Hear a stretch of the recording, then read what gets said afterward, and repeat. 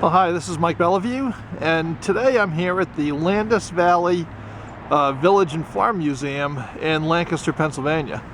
Well, I'm here with Jim McMahon, who's the site administrator for the Landis Valley Farm Village and Museum. And Jim, could you just tell us a little bit about this? Landis Valley Museum is a living history museum devoted to Pennsylvania German life. We have a village here, which is an actual village. Most of the buildings are original to the site. Some have been moved here by the state over the years, but this was an actual community. And our goal here is to really illustrate what life was like for Pennsylvania Germans beginning in the 18th century through the early 20th century through this setting.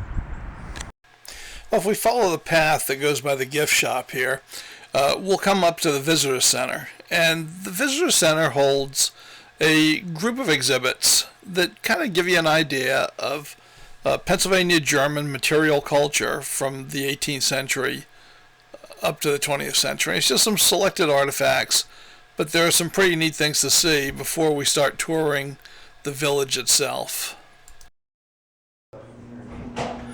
Pennsylvania Germans really pioneered the rifle culture in the American colonies in the 18th century.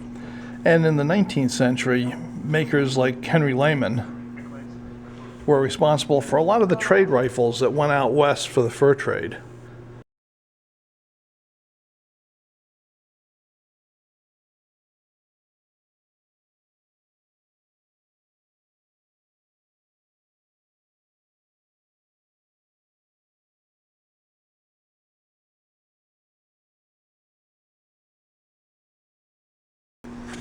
This is kind of interesting.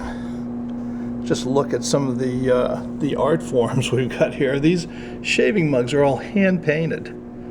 It's just unbelievable. Really beautiful work. And of course, this is a handmade dog collar, all by Pennsylvania Dutch craftsmen.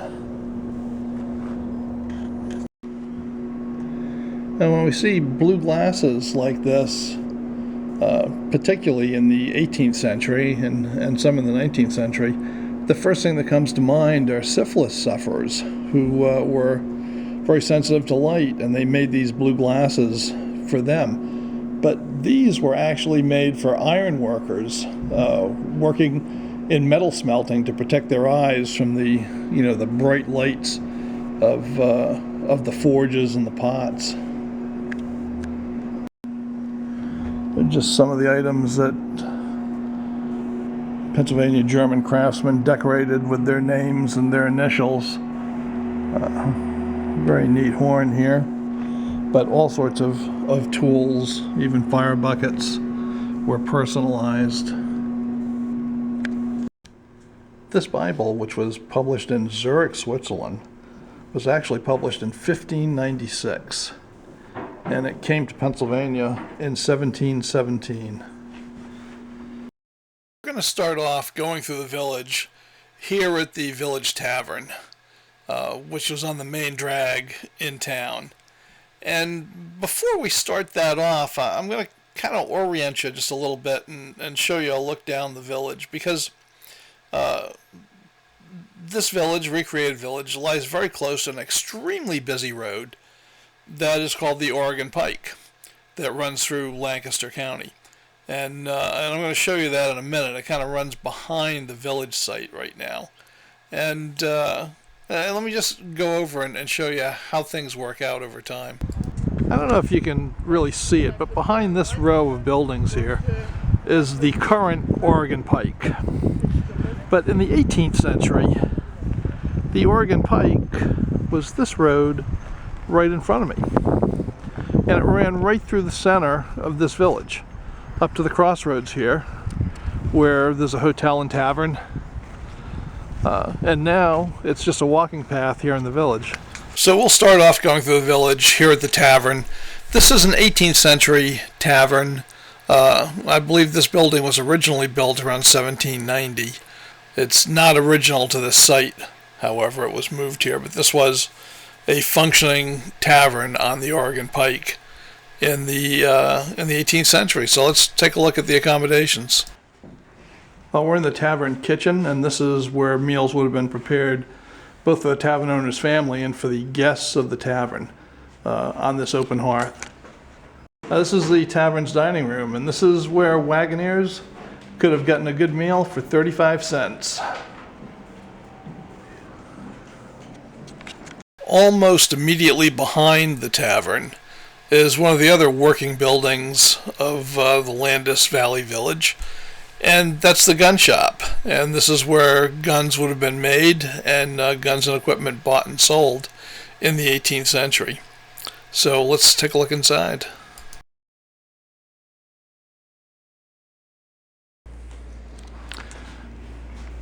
Well, this is the Gunsmith Shop, and this is a recreation of a shop from the middle of the 18th century. As you can see, it's pretty well set up. There's a great barrel making display here that shows how we would go from a bar of wrought iron, weld it around a mandrel, shape it, and rifle it. And you'll see over here, these are the shaping blocks that you'd use to forge the barrel.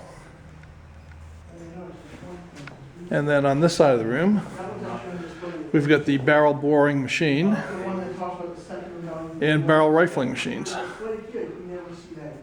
And this is pretty much what you would have seen in a gunsmith shop from 1750 to about 1800. But the next building that I went into was the Textile Barn.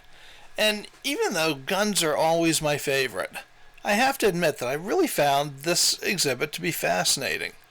And I'll tell you, it really shows how much effort went into producing the clothes and other fabric type material in the 18th century. It's just amazingly hard work. There is an absolutely fascinating exhibit here on how textiles and basically cloth for clothing or even industrial use was made in the 18th century. And this centered primarily on linen. And this exhibit takes it basically from the field. This is a dried, harvested linen plant through all the processes, which are incredibly labor intensive, to break the plant down, to separate the usable fibers from the straw and the chaff, then to break that into its two component parts of tow, which for those of us who shoot flintlock rifles, tow is often used to clean flintlocks, to the line, which is the only part that's actually used for weaving. So tow is purely a byproduct, to spinning, making the thread, tape weaving, or the more industrial process of weaving full bolts of cloth that would have been done by itinerant weavers traveling around the countryside. And it's just fascinating to see what goes into the linen clothing that people wore in the 18th century. My next stop was the general store up by the crossroads in the village. And this was a look into yesteryear, but to be honest with you, when I was a kid in the early 1950s in Vermont, we did our shopping at a store in a little town called Alberg that wasn't a whole lot different than this. Well, this is a recreated village store, and this would have been about the time period of 1905. And give you an idea of some of the prices, make you a little bit jealous. But this is the sort of thing that most people would have come into. In fact, when I was a very young kid in Vermont, back in the early 1950s, in rural Vermont, we actually shopped in a store that was not that dissimilar from this. And as you can see, this is where the local time wasters would hang out by the stove. And as we get back here, we've got the post office for the town and the tobacco section. So, very well-stocked country store of the early 1900s. Up at the top of the Oregon Pike, right up at the crossroads, was the Landis Valley House Hotel, and this is recreated to the period of 1856. And that was a large structure, and the downstairs was largely given over to being a restaurant and tavern. And the door on the right-hand side was for ladies entering the restaurant, and the door on the left-hand side was for gentlemen to enter the tavern. Now, here's a peek into the Landis Valley Hotel. This hotel had two sides, and this is the barroom side, which would have been men only. And there's another front door that would have brought you into the restaurant side, where ladies were allowed. Now, this is the old firehouse here, and I guess this hoop that we see out here, they would have whacked this baby with the iron bar to alert all the volunteers to get out here and man the equipment to put out a fire.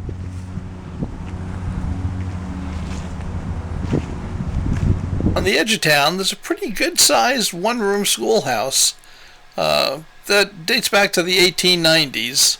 This is not original to this location. It was moved over from here, but a look inside will give you a pretty good idea of what students face. When I went to school in Vermont, we had an elementary school that had the students of several grades mixed into one room with one teacher who took turns teaching you. I know a lot of you are going to find that's hard to believe, but in the early 50s that was still going on in some places in the country, and it probably was in Lancaster County too. Alright, I'm happy to say that at my little one-room schoolhouse in Vermont, we actually did have running water and inside toilets, unlike this school at Landis Valley, so we weren't quite that primitive. Well, there's no chestnut trees here, but under the spreading walnut tree, the village smithy stands. And this would have been a pretty well-equipped blacksmith shop for the era.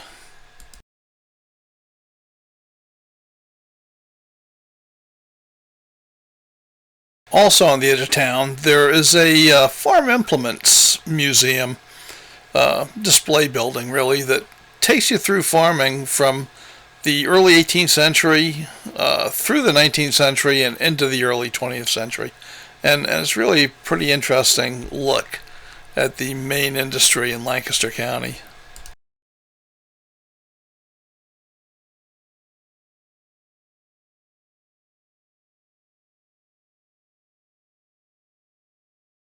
There's also another exhibition building that wasn't opened up to us.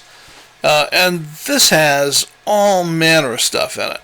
There's firearms from both the colonial era and from the Civil War era. There is furniture. There are all sorts of decorative arts. There's even a still. And this is an area that I'd like to get permission to enter on another time. And I may see if I can set something up with the curator just to get in here and photograph and give you all a peek at it. So something to look forward to in the future.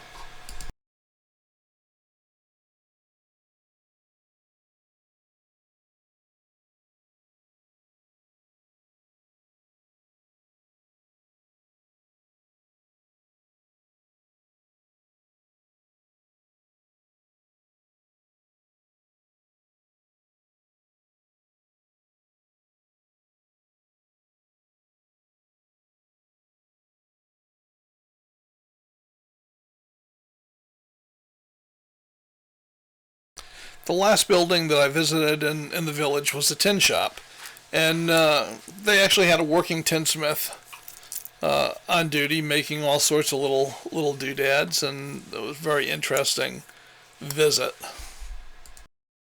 And that was pretty much it for the village. Of course, I couldn't resist stopping in the gift shop on my way out, and while I was in there I bought Mary Pat some heirloom vegetable seeds for next year's garden.